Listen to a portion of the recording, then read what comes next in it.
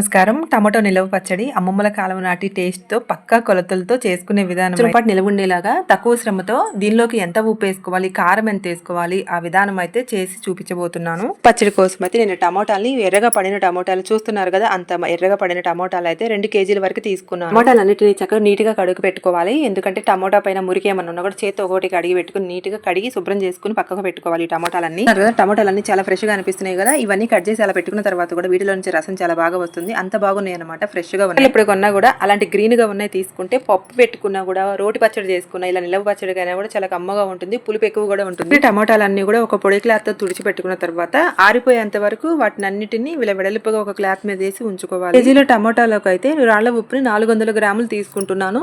ఎంత తీసుకుంటున్నామో సేమ్ అంతే కొలతలతో కారం కూడా తీసుకోవాలి. కారం ఒకటే కాదు, చింతపండు కూడా 400 గ్రాములు అయితే తీసుకోవాలి. అన్నిటికన్నా ముందు టమాటాలు అయితే పొడవుగా కట్ చేసి పెట్టుకోవాలి. చూస్తున్నారు కదా, టమాటాలు చాలా బాగున్నాయి. కట్ చేసి పెట్టుకుంటున్న టమాటా ముక్కలన్నీ వేసుకోవడానికి ఒక వెడల్పాటి గిన్నె తీసుకుని, అందులో తడి కూడా ఉండకూడదు, నీట్ గా ఉన్న గిన్నె తీసుకుని అందులోకి అయితే మనం ఉప్పుని కొలిసి పెట్టుకున్నాం కదా, ఆ ఉప్పు కొంచెం వేసిన తర్వాత ఈ కట్ చేసిన ముక్కలు కొన్ని వేసుకోవాలి, మళ్ళీ ఉప్పు వేసుకోవాలి, మళ్ళీ కట్ చేసిన ముక్కలు అయితే వేసుకుంటూ మధ్య మధ్యన పసుపు కూడా వేసుకోవాలి. పసుపు అయితే ఒక 2 స్పూన్స్ వరకు అయితే పడుతుంది. ఆ ముక్కల మధ్యన పసుపు వేసుకోవాలి. ఆ రాళ్ళు ఉప్పు అయితే కూడా వేసుకుంటూ ముక్కలన్నిటిని కలిసిపోవాలి. ఆ టమాటా కట్ చేసేటప్పుడు ఆ మిడిల్ లో వచ్చిన వైట్ ఇది కట్ చేసేయాలంటారు, అందుకని నేను అది తీసేసి ఈ ముక్కలన్నీ కట్ చేసి పెట్టుకుంటున్నా. ఈ విధంగా ఉన్న టమాటాలన్నీ కట్ చేసి పెట్టుకోవాలి. పొడవుగా కట్ చేసుకుంటున్నాను. మీ కుదిరైతే చిన్నగా కూడా కట్ చేసుకుని తొందరగా ఎండిపోతాయి. ఇప్పుడు ఎండకైతే ఇలా కట్ చేసినా కూడా ఎండుతాయి అనే ఉద్దేశంతోనే కట్ చేసి పెట్టుకుంటున్నాను. కాకపోతే ఇవి కట్ చేసి ఎండబెట్టినప్పుడు ఏమైంది తెలుసా, ఫుల్ వర్షం వచ్చింది ఒక 2 డేస్ వరకు. ఇవన్నీ కోసేటప్పుడు మొత్తం రసం అంతా కింద అవుతుంది కదా, అలా అవ్వకుండా కూడా అదే క్లాత్ ని ఉపయోగించుకుంటున్నాను. ఇక ముక్కలన్నీ కోయడం అయిపోయింది. అన్ని కోసేటప్పుడే మధ్య మధ్య నేను ఉన్న కల్లు ఉప్పు అంతా వేసుకుంటా. 400 గ్రాములు ఉప్పు అయితే పట్టింది. ఆ ఉప్పు అంతా కూడా వేసుకున్న తర్వాత పసుపు కూడా వేసుకున్న తర్వాత ఈ మొత్తం జాడీలోకి తీసి పెట్టుకుంటున్నాను. టుడే మొత్తం ముక్కలేసి పక్కకు పెట్టాం కదా, నెక్స్ట్ డే కూడా మొత్తం పైనుంచి కిందికి ముక్కలంతా కూడా కలిసిపోయేలా ఒక్కసారి కలుపుకోవాలి. మనకి చిన్నగా బుజ్జిగా ఉందన్నమాట. ఈ కోసిన ముక్కలన్నీ పడతాయో లేదనుకున్నా ఫుల్ గా పట్టేసింది. ఒక 3 డేస్ తర్వాత అయితే తీసి చూస్తుంటే చూడండి ఎలా అయిపోయిందో, మొత్తం కిందకి అణిగిపోయి మొత్తం రసం వచ్చేసింది టమాటాల నుంచి. చూడకి ఏ ప్రాసెస్ చేసేటప్పుడైనా చేతులు కూడా తడిగా ఉండకూడదు, గరిటి ఉపయోగించడం గరిటి కూడా తడిగా ఉండకూడదు, చూసుకుని చేసుకోండి. పులుపుకి పసుపు ఉప్పు కలిపాం కదా, మంచి వాసన అయితే వస్తుంది. అలా టమాటా ముక్కలన్నిటిని తీసుకున్న తర్వాత అలా పిండుకోవాలి. అందులో ఉన్న నీళ్ళన్నీ కూడా పోయే వరకు పొడిగా ఉన్న ఒక గిన్నె తీసుకుని ఆ గిన్నెలోకి అయితే పిండుకున్న తర్వాత ఆ టమాటా ముక్కలన్నీ ఇలా వేసేసుకోవాలి కదా. దానిలో నుంచి రసం ఎంత వచ్చిందో చూస్తున్నారు కదా, అలా రసం వచ్చినప్పుడు కంగారు పడకండి, ఆ రసం కూడా పారబోయొద్దు, అలా మూత పెట్టి పక్కకు పెట్టుకోండి. టిఫిన్స్ లోకి కమ్మగా ఉంటుంది టమాటా పచ్చడి, అందుకని నేను ఇన్స్టెంట్ గా టమాటా పచ్చడి చేసుకుంటూ ఉంటాను. ఈ విధంగా ఇలా ఊరబెట్టడం, 3 డేస్ తర్వాత ఎండబెట్టడం, ఈ విధంగా అయితే నేను ఎప్పుడు చేయలేదు, ఫస్ట్ టైం చేసుకుంటున్నాను. మొత్తం అలా పిండిన తర్వాత ఈ టమాటా ముక్కలన్నిటిని ఎండబెట్టుకోవాలి. ఏ విధంగా ఎండబెట్టినా పర్వాలేదు, ఒక క్లాత్ తీసుకుని క్లాత్ మీద వేసినా పర్వాలేదు, ఇలా ప్లేట్ లో పెట్టినా పర్వాలేదు, ఎలా అయితేనేమో అది చక్కగా ఎండిపోతే సరిపోతుంది. మొత్తం టమాటా ముక్కలన్నీ ఇవే అనమాట. మొత్తం మంచిగా ప్లేట్ లో సర్దేశాను కదా, ఇక బిల్డింగ్ మీద పెడదామని చెప్పి తీసుకెళ్ళి టమాటా ముక్కలు మీకు ఉన్న ఎండను బట్టి ఒక రోజులో ఎండొచ్చు, 2 రోజులు అయితే పడతాయి. మొత్తం కూడా ఎండిపోయిన తర్వాత టమాటా పచ్చడి అయితే స్టార్ట్ చేసుకోవాలి. అప్పట్లోపు ఇవన్నీ ఎండిపోవాలి చక్కగా తడి లేకుండా. దానికి టమాటా ముక్కలు లాగా ఎండిపోయిన తర్వాత పనస తొనలు అనుకుంటున్నాను, అంత కమ్మగా అంత కలర్ఫుల్ గా ఉన్నాయి. టమాటా పచ్చడి కుదిరిన వాళ్ళు చేసుకునేటప్పుడు అయితే సమానంగా తీసుకోవాలి. ఉప్పు తీసుకోవాలి సమానంగా, కారము చింతపండు కూడా సమానం అనమాట. ఈ 3 ఒకటే క్వాంటిటీలో ఉండాలి. అయితే దానిలో ఉన్న చిన్న చిన్న పీసులు మళ్ళీ గింజలు ఉంటుంటాయి కదా, అవన్నీ తీసేసాను. నీట్ గా ఉందన్నమాట. ఆ చింతపండు అంతా కూడా రసం ఉంది కదా, టమాటాలు ఎండిపోయి పచ్చడి ఇప్పుడు తయారు చేసుకుంటున్నాము అన్నప్పుడు ఆ చింతపండు అంతా కూడా ఆ టమాటాలో నుంచి వచ్చిన రసం అయితే ఉంది కదా, ఆ టమాటాలో రసంలో వేసేయాలి. అమ్మమ్మ వాళ్ళు ఏం చేస్తుంటారంటే, రేపు పచ్చడి పడుతున్నాం అనగా ముందు రోజే చింతపండుని అయితే ఆ పులుసులో పెట్టేసుకుంటారు. అలా కాకుండా ఒక 1 అవర్ ముందు పెట్టినా కూడా నానిపోతుంది. మనం గ్రైండర్ లో వేసినా మిక్సీలో వేసినా కూడా మెత్తగా గుజ్జు వచ్చేస్తుంది. పండు బాగా నానితే రుబ్బుకునేటప్పుడు కూడా గుజ్జు ఎక్కువ వచ్చింది, తొందరగా నలిగిద్దనే ఉద్దేశంతో కూడా అమ్మమ్మ వాళ్ళు నైట్ పెట్టుకుంటుంటారు. పచ్చడిలోకి అయితే ఆవపిండి మెంతి పొడి తయారు చేసుకోవాలి కదా. మెంతులు అయితే నేను ఒక 2 స్పూన్లు తీసుకున్నాను, ఆవాలు అయితే ఒక 4 స్పూన్స్ అయితే తీసుకుంటున్నాను. ఆవపిండి మెంతి పొడి వేసిన స్మెల్కి మనకు నిలవ పచ్చళ్ళు టేస్ట్ ఎక్కువ వచ్చింది. కాబట్టి ఆ ఏపుకునేటప్పుడు మాత్రం మాడనివ్వకండి, దూరగా ఏపుకోండి చక్కగా. ఆవపిండి మెంతి పొడి చేసేటప్పుడు మనం బాండీలో ఒకసారి వేసిన తర్వాత గరిటె పెట్టి కలుపుతూనే ఉండాలి, కలపకపోతే అడుగు ఇవన్నీ మాడిపోతాయి. ఇందులో ఆవాల్ని కలిపి కూడా మిక్సీ పెట్టుకోండి, విడివిడిగా ఏం అవసరం లేదు. కాకపోతే చల్లారిపోయిన తర్వాతనే మిక్సీ వేసుకోవాలి. ఈ పొడి మెత్తగా చేస్తే చేదు వస్తుంది అంటుంటారు, అందుకని చల్లారిపోయిన తర్వాత ఆ పొడి అయితే మిక్సీ వేసేసుకోండి. ఇక్కడైతే తయారు చేసుకుందాము. దానికోసం అయితే ఒక పొడిగా ఉన్న వెడల్పాటి గిన్నె తీసుకోవాలి, పచ్చడి కలుపుకునే వీలు ఉండేలాగా. గిన్నెలోకి అయితే 400 గ్రాముల కారం అయితే వేసుకోవాలి.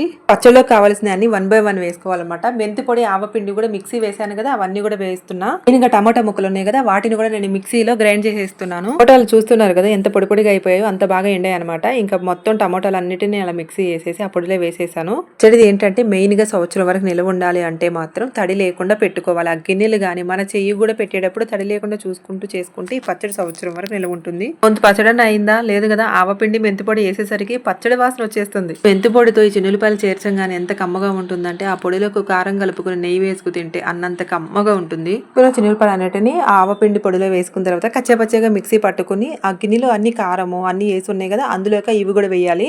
కమ్మగా ఉండి నోరూరేలాగా మంచి వాసన అయితే వచ్చేస్తుంది. ఇప్పుడే ఇందులోకి ఇంకా రసం అంతా చేర్చి తాలింపు పెడితే ఉంటుంది, అద్దరిపోతుంది. ఇప్పుడు నానబెట్టి ఉంచాం కదా, ఆ పులుసులోకి అయితే చూద్దాం అది ఎలా ఉందో. చూస్తుంటే చూడండి మొత్తం ఉబ్బిపోయి మొత్తం నానిపోయినట్టుగా ఉంది కదా. పులుసుతో సహానే మిక్సీ లేకపోతే గ్రైండర్ వేసుకోవాలి. కాకపోతే నేను మిక్సీలోకి అన్ని వాటర్ అయితే వేసి వేయలేం కదా, అందుకని ఆ చింతపండే తీస్తున్నా. రసంలోకి ఎప్పుడైతే చేయబెట్టి చింతపండును ముట్టుకున్నానో అదంతా కూడా మొత్తం నానిపోయి ఎంతో స్మూత్ గా గుజ్జు గుజ్జుగా వచ్చేస్తుంది. చేత్తో కూడా వచ్చే అంత గుజ్జుగా ఉంది, బాగా నానిపోయింది. చింతపండు అంతా కూడా మిక్సీలోకి వేసుకున్న తర్వాత అందులో ఉన్న పులుసు కూడా కొన్ని పోసుకుని మిక్సీ పట్టుకుంటే సరిపోతుంది. వీడియోలో చూస్తున్న విధంగా కొంత పులుసు అయితే వేసుకుని నేను మిక్సీ అయితే వేయబోతున్నాను. చూద్దాం ఎంత మెత్తగా అవుతుందో. చూడండి, మీరే చూడండి ఎంత మెత్తగా అయిపోయింది స్మూత్ గా. మిక్సీ వేసుకున్న చింతపండు అంతా కూడా ఆ కారము అవన్నీ వేసున్న గిన్నె ఉంది కదా, మొత్తం ఆ చింతపండుని కూడా వీటిలోకి వేసేసుకోవాలి. చింతపండు అంతా కూడా వేసుకుని ఆ టమాటా రసాన్ని వేసి మిక్సీ పట్టుకుని ఇలా జోరుగానే వేసేసుకోవచ్చు. ఆ మిక్సీ జార్ లో కూడా ఉన్న ఆ టమాటా రసాన్ని కూడా వేసి ఆ మిక్సీ జార్ లో కూడా కలుపుకొని కూడా ఆ వాటర్ కూడా వేసేసుకోండి. జాడీలో ఉన్న మిగతా టమాటా రసం అంతా కూడా ఆ పచ్చడిలోకి వేసుకుని మీరు చేత్తో మొత్తం నీటిగా మొత్తం కలిసిపోయేలాగా పచ్చడి అంతా కలుపుకోవాలి. ఒక ముఖ్య విషయం అనమాట, మనము చింతపండు పెడతాం కదా ఆ రసంలోకి, ఆ చింతపండులో ఉన్న చిన్న చిన్న ఇసుక రేణువులన్నీ కూడా అడుగుకు వెళ్ళిపోతాయి అనమాట.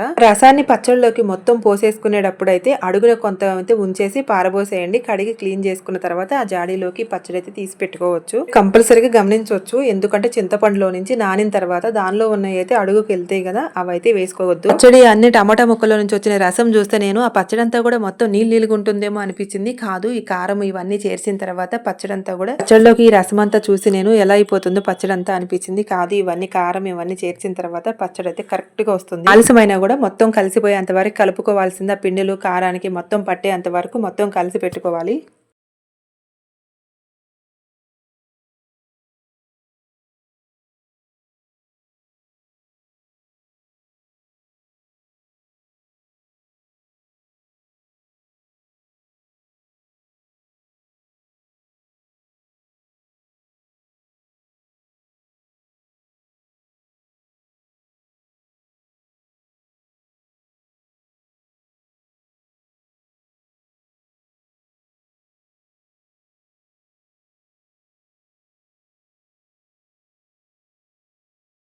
ఇదంతా కూడా మొత్తం కలిపేసాను. టేస్ట్ చూద్దామని చూస్తుంటే చాలా బాగుంది. ఇలా కూడా ఉంచేసుకోవచ్చు. కాకపోతే పోపు పెట్టుకుంటే ఆ స్మెల్ ఆ టేస్ట్ అయితే ఇంకా వేరే లెవెల్ అనమాట. తాలింపు కోసం అయితే పల్లి నూనె అయితే లేదా పప్పు నూనె అయితే చాలా బాగుంటుంది. పచ్చళ్ళు అన్నప్పుడు ఈ నూనెలతోనే పచ్చడికి పోపు పెట్టుకుంటే చాలా కమ్మని వాసనతో పాటు టేస్ట్ కూడా బాగుంటుంది. వీటిలోకి అయితే చిన్నులపాయలు ఎక్కువ వేసుకున్నా బాగుంటాయి. 1 కేజీ ఆయిల్ అయితే పడుతుంది. తాలింపు కోసం అయితే కరివేపాకు కూడా వేస్తున్నాను నేను. మంచిగా ఫ్రై అయిపోయిన తర్వాత ఇవన్నిటిని కూడా పచ్చళ్ళలోకి వేసేసుకుంటే ఉంటుంది. పచ్చడి కమ్మగా ఉంటుంది.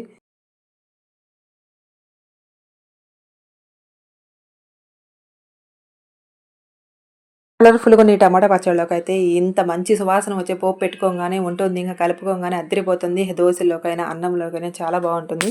తప్పకుండా ట్రై చేయండి. ఎందుకంటే ప్రతిరోజు పచ్చళ్ళు చేసుకునే కన్నా కూడా ఒక్కోసారి ఇలాంటి పచ్చళ్ళు చేసి పెట్టుకోవడం వల్ల ఎమర్జెన్సీలు పచ్చళ్ళకి టిఫిన్స్ లో కూడా చాలా ఉపయోగపడుతుంది. చూసిన ప్రతి ఒక్కరైతే ఈ పచ్చడిని ఇలాగే చేసుకుంటారా? మీరు ఇంకా ఇందులో ఏమైనా మార్పు చేయాలో అయితే చెప్తారా అనుకుంటున్నాను. మీకు నచ్చినట్లయితే లైక్ చేయండి, సబ్స్క్రైబ్ చేసుకోవడం అయితే మర్చిపోకండి.